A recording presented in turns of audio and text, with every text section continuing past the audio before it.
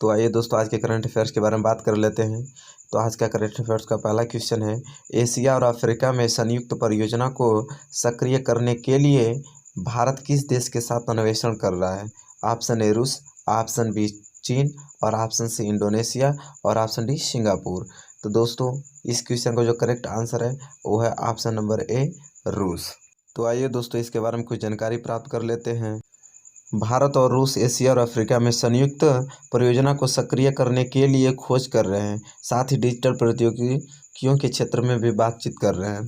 तो दोस्तों अब इस क्वेश्चन का करेक्ट आंसर रूस है। तब रूस के बारे में बात कर लेते हैं। तो दोस्तों रूस की राजधानी मॉस्को और रूस की जो मुद्रा होती है रूसी रूबल, और रूस के राष्ट्रपति जो है इस समय वर्तमान में व्लादिमीर पुतिन, और जो इनके प्रधानमंत्री हैं वो है मिखाइल मिशुस्टिन। तो आइए दोस्तों अब बात कर लेते हैं क्वेश्चन नंबर दूसरे के बारे में।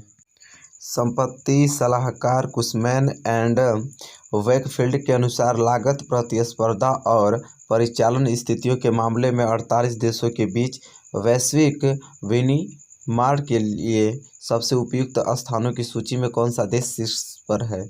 Option A America, option B Australia और ऑप्शन सी इंडोनेशिया और ऑप्शन डी चीन। तो दोस्तों इस क्वेश्चन का आंसर जो है वो शीर्ष स्थान पे रहा है कौन सा देश? तो ऑप्शन नंबर डी चीन। आइए दोस्तों और इसके बारे में कुछ जानकारी प्राप्त कर लेते हैं। संपत्ति सलाहकार कुशमैन एंड वेकफील्ड के अनुसार 48 देशों के बीच वैश्विक विनिर्माण के लिए सबसे उपयुक्त स्थानों की सूची में भारत तीसरे स्थान पर रहा। चीन और अमेरिका शीर्ष 2 स्थान पर बरकरार रहे, जबकि भारत एक स्थान ऊपर तीसरे स्थान पर पहुंच गया। रिपोर्ट का शीर्षक global manufacturing risk index MRI था। अब दोस्तों चीन इस क्वेश्चन का करेक्ट आंसर था। तो आइए चीन के बारे में कुछ जान लेते हैं। तो चीन की राजधानी है बीजिंग, चीन की मुद्रा चीनी युआन, और चीन की इसमें प्रेजेंट टाइम में राष्ट्रपति जो हैं वो हैं शी जिनपिंग, और राष्ट्रीय खेल चीन का क्या है? Table tennis. तो आइए दोस्तों बात कर लेते हैं नेक्स्ट क्वेश्चन के बारे में।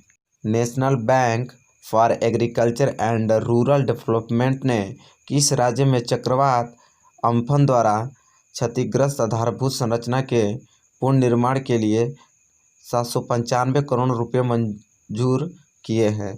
तो दोस्तों option number A Odisha, option number B Paschim Bengal और ऑप्शन नंबर डी तमिलनाडु और ऑप्शन डी तेलंगाना। तो दोस्तों इस क्वेश्चन का जो करेक्ट आंसर है वो है option number B Paschim Bengal ने। पश्चिम बंगाल को 795 रुपये करोड़ों की मंजूरी की गई है। तो आइए दोस्तों इसके बारे में और कुछ जानकारी प्राप्त कर लेते हैं। National bank for agriculture and rural development ने पश्चिम बंगाल में चक्रवात अम्फान द्वारा क्षतिग्रस्त आधारभूत संरचना के पुनर्निर्माण के लिए कितना रुपया? 795 करोड़ रुपये मंजूरी किया है। राज्य सरकार ने ग्रामीण अवसंरचना विकास कोष के तहत बिगड़े हुए तटबंधों की मरम्मत के लिए नाबार्ड से 1028 करोड़ रुपये की मांग की थी।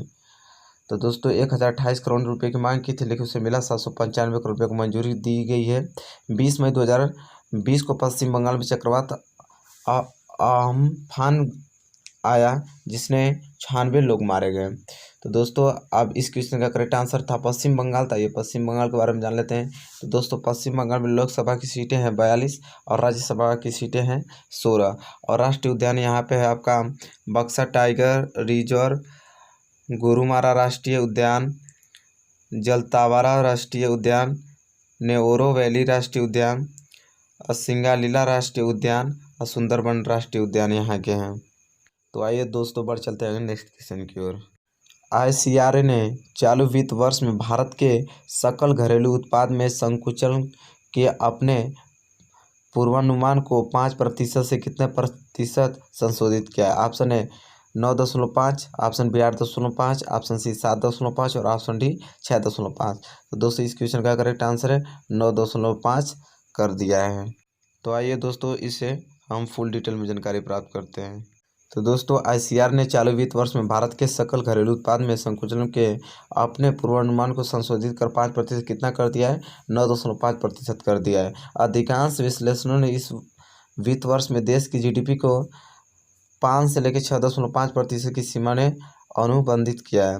वित्त वर्ष 2021 की दूसरी तिमाही में 12.4% और तीसरी तिमाही में आपका 2.3% की दर से संकुचन के साथ इसके बाद की तिमाहियों में थोड़ी उगाई की उम्मीद है। तो चलिए दोस्तों, इसी के साथ बढ़ चलते हैं हम अगले क्वेश्चन की ओर। 23 दिसंबर 2020 से 22 सितंबर 2021 तक के लिए निम्न में से किसको फेडरल बैंक के एमडी और सीईओ के रूप में पुनः नियुक्त किया गया है? तो option A Chandrashekhar Ghosh, option B Shyam Srinivas, और ऑप्शन सी अतनु कुमार दास, और ऑप्शन डी एस राजीव। तो दोस्तों, इस क्वेश्चन का करेक्ट आंसर है श्याम श्रीनिवास को एमडी और सीईओ के रूप में नियुक्त किया गया है। तो आइए दोस्तों, इनके बारे में कुछ और जानकारी प्राप्त कर लेते हैं। तो दोस्तों, 23 सितंबर 2020 से 22 सितंबर 2021 के लिए आरबीआई ने श्याम श्रीनिवासन को फिर से फेडरल बैंक ने एमडी और सीईओ के रूप में मंजूरी दे दी है। तो बैंक को 16 जुलाई 2020 को मंजूरी मिली। बैंक का शुद्ध लाभ वर्ष दर 4.3% बढ़कर 401 करोड़ रुपये और तिमाही दर आपका 33% रहा है। जून 2020 में समाप्त तिमाही में बैंक की शुद्ध ब्याज आय 12.3 बढ़कर 1296 करोड़ रुपये रही। तो दोस्तों, आइए इसी के साथ बढ़ चलते हैं अपने नेक्स्ट क्वेश्चन की ओर।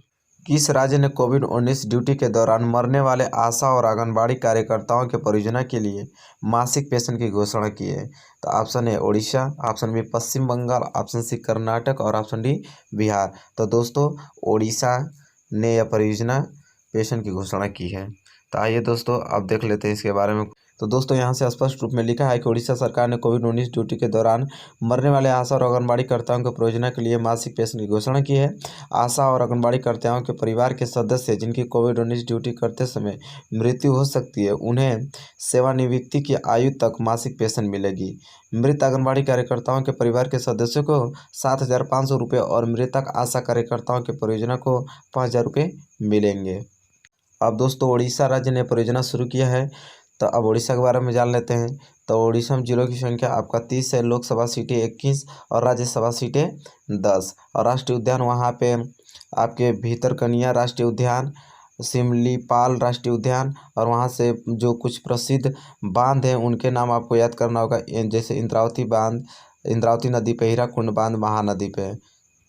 तो दोस्तों, यहाँ से आपके बांध से और राष्ट्रीय उद्यान से भी क्वेश्चन आपके एग्जाम में पूछे जाते हैं। तो दोस्तों, यहाँ से जो भी मैं डिस्कस किया सारा नोट्स बुक्स में आप लिखते जाइए, उसे रिवीजन करते रहिए, क्योंकि इससे बहुत रिलेटेड आपके करंट अफेयर्स पूछे जाते हैं एग्ज़ाम में। तो दोस्तों, उम्मीद करता हूँ कि जितने भी मैंने आज करंट अफेयर्स डिस्कस किया आपको बेहद अच्छा लगा होगा।